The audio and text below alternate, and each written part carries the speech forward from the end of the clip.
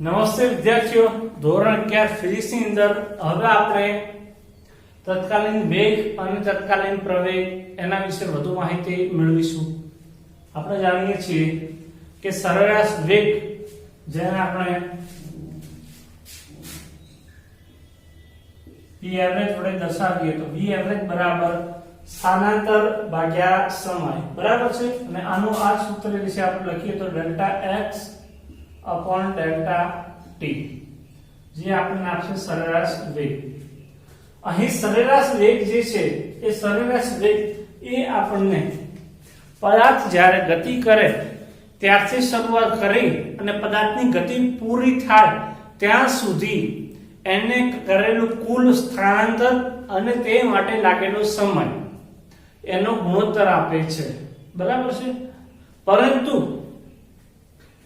પદાર્થ જ્યારે ગતિની શરૂઆત કરે તો તેની શરૂઆતમાં ગતિ કેટલી હતી, થોડા સમય બાદ ગતિ કેટલી છે, મધ્ય સ્થાને પહોંચે ત્યારે એની ગતિ કેટલી છે અને પદાર્થ જ્યારે ગતિ પૂર્ણ કરે ત્યારે તેની ગતિ કેટલી છે તેના વિશેની સચોટ માહિતી આપણને સરેરાશ વેગ વડે મળી શકતી નથી બરાબર છે.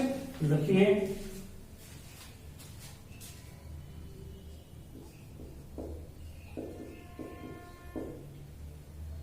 સરેરાશ વેગ એ પદાર્થે કરેલ કુલ સ્થાનાંતર અને તેના માટે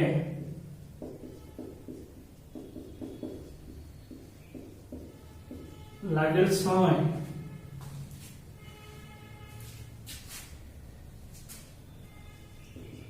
નો ગુણોત્તર આપે છે. સમગ્ર ગતિ દરમિયાન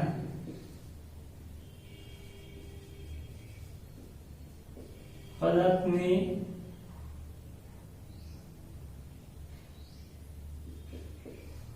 વેગ अर्थ दिशा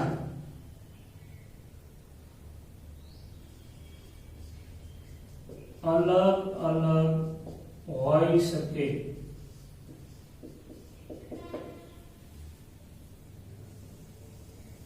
बराबर છે. આપણે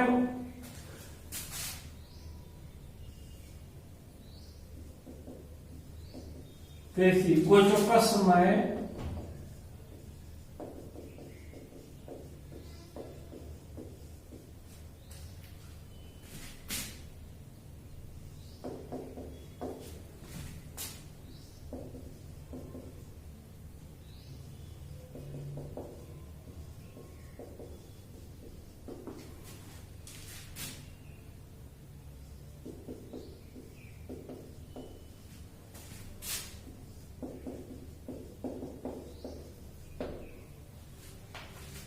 બરાબર છે. ઓકે, જેમ કે આપણે વાત કરી તો તમે જ્યારે તમારા ઘરેથી શાળાએ જવા માટે અથવા બજારમાં જવા માટે કે ખેતરમાં જવા માટે નીકળો છો તો તમે તમારી મુસાફરી તમારી ગતિ શરૂ કરી ત્યારથી કરી અને તમારી ગતિ પૂરી થાય છે, તમારી નિશાળે પહોંચો છો, તમારા બજારની અંદર પહોંચો છો, તમારા ખેતરમાં પહોંચો છો ત્યાં સુધી તમે કરેલું કુલ સ્થાનાંતર અને તેના માટે લાગેલો સમય એ તમને સરેરાશ વેગ તો આપશે.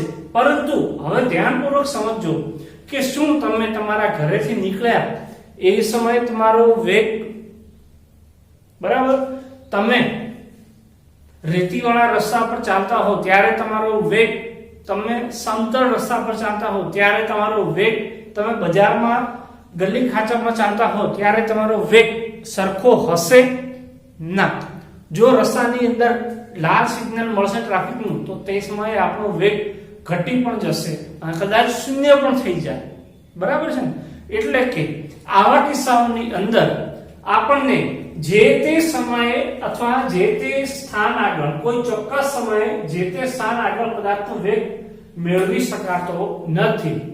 અને આ બાબતનું નિરાકરણ લાવવા માટે નવી રાશિ કે જેને કહીશું આપણે તત્કાલીન વેગ અસ્તિત્વમાં આવી.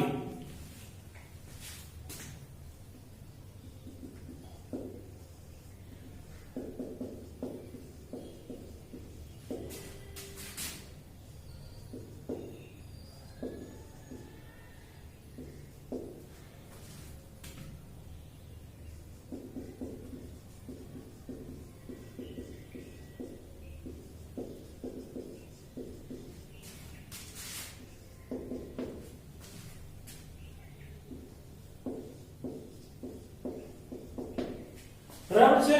ઓકે, તો હવે આપણે જોઈએ કે સરેરાશ વેગ બરાબર ડેલ્ટા x ભાગ્યા ડેલ્ટા t. હવે અહીં આપણે જે છે limit delta t tends to 0 લઈએ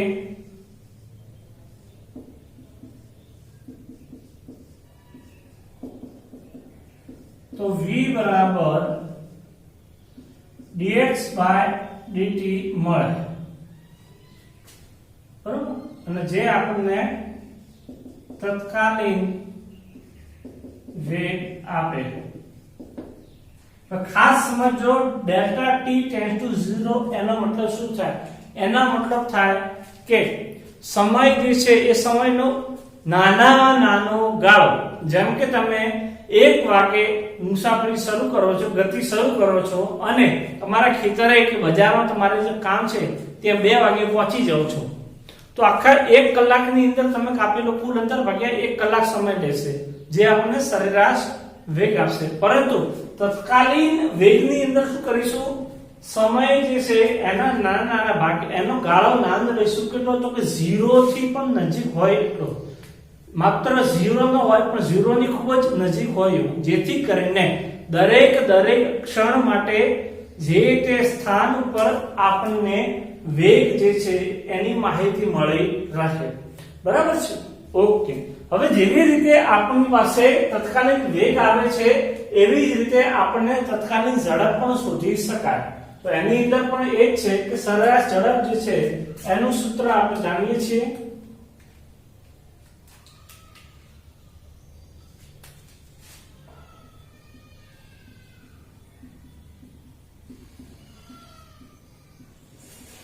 તો સરેરાશ ઝડપ એનું સૂત્ર આ જ થશે. સૂત્ર બંનેના સરખા છે, બરાબર છે. ફરી એની અંદર limit delta t tends to 0 લઈશું તો આપણને આ જ રીતે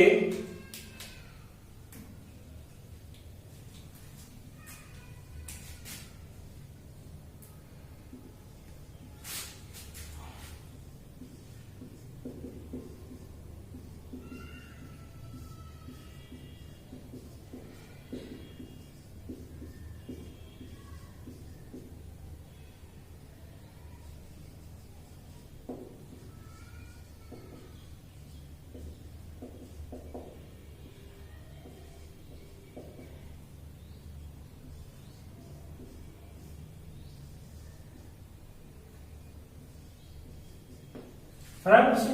એટલે કે વધારાનો કોઈ કશું ફેરફાર થતો નથી, બંને માટે મૂલ્યો સરખા જ મળશે. બરાબર છે. ઓકે, આ રીતે માહિતી આપેલી છે અને આપણને કહ્યું છે t બરાબર 0 સમયે વેગ શોધવાનો છે, નંબર 1. બરાબર છે. ઓકે, તો હવે સૌપ્રથમ આપણે જે છે સ્થાનાંતર આપેલું છે એ સ્થાનાંતર માટે વિકલન કરીશું અને વિકલનની મદદથી એની કિંમત મૂકીશું. તો નંબર 1, x બરાબર a plus bt સ્ક્વેર. બરાબર છે. હવે આપણે જાણીએ છીએ કે dx by dt બરાબર છે, એટલે કે સમયની સાથે સ્થાનાંતરનું વિકલન કરતા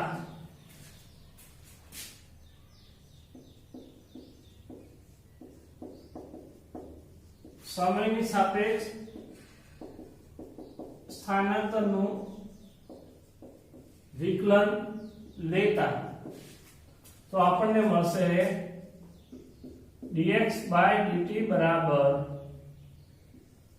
d by dt a plus bt square અને જે મળશે વેગ, તો વેગ v બરાબર આ હશે d by dt a plus d by dt bt square, અને જે આપણને આપશે આનું વિકલન થશે 0 વત્તા આનું વિકલન થશે 2bt. બરાબર. હવે આપણે t બરાબર 0 સેકન્ડ સમયે વેગ, તો t ની કિંમત સીધો સમીકરણ મૂકીશું તો v બરાબર 0 plus 2b into 0 અને આ મળશે 0. એટલે કે શરૂઆતની અંદર વેગ 0 મળશે. ત્યારબાદ આપણે t બરાબર 2 અને 4 સેકન્ડ માટે વેગ શોધી લઈએ.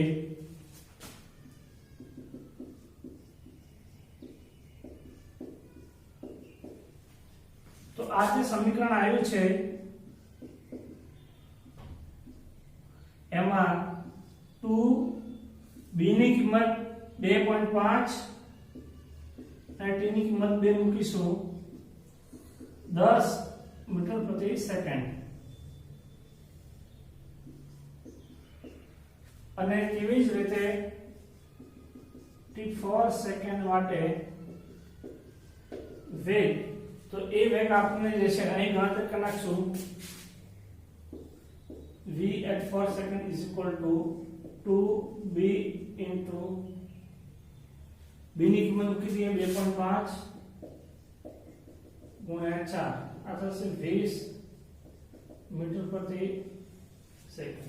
તો આમ t બરાબર 0 સમય, t બરાબર 2 સેકન્ડ, t બરાબર 4 સેકન્ડ અને t બરાબર 6 સેકન્ડ દરેકે દરેક સમય માટે આપણને વેગ કેવો મળે છે? અલગ અલગ. અને આમ સમગ્ર મુસાફરી દરમિયાન કોઈ પણ પદાર્થ જે હોય એની મુસાફરી દરમિયાન અલગ અલગ સમયે વેગનું મૂલ્ય અલગ અલગ મળતું હોય છે. બરાબર છે. આ t બરાબર 0 માટે, t બરાબર 2 સેકન્ડ માટે અને t બરાબર 4 સેકન્ડ માટે. એટલે કે અલગ અલગ બિંદુ આગળ વેગનું મૂલ્ય અલગ અલગ મળે છે, અને એથી આપણે સરેરાશ વેગ અને સરેરાશ ઝડપ આવી બે રાશિઓ જરૂરી પડી. હવે આગળ જોઈએ. ત્યારબાદ આપણે જોઈએ આપણે નંબર 2, t બરાબર 2 સેકન્ડ અને t બરાબર 4 સેકન્ડ વચ્ચે સરેરાશ વેગ. તો ધ્યાન રાખજો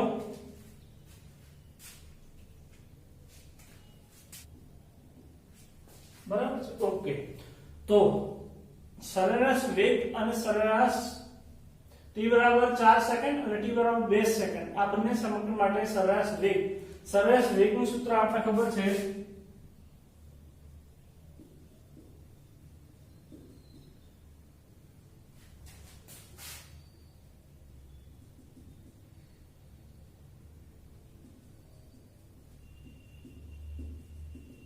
હવે અહીં આપણી પાસે સ્થાનાંતર જે છે એ આપણને આ સમીકરણ વડે આપવામાં આવે છે.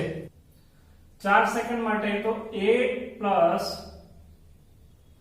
b t બરાબર 4 સેકન્ડ લેતા minus a plus b t બરાબર 2 સેકન્ડ લેતા ભાગ્યા અહીં આવશે આપણને 4 minus 2 a આપણે કેન્સલ થશે,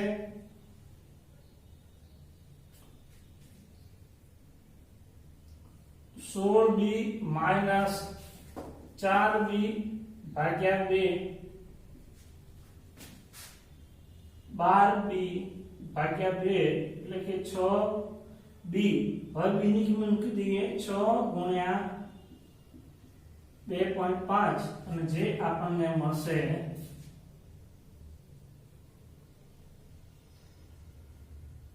15 મીટર પ્રતિ સેકન્ડ.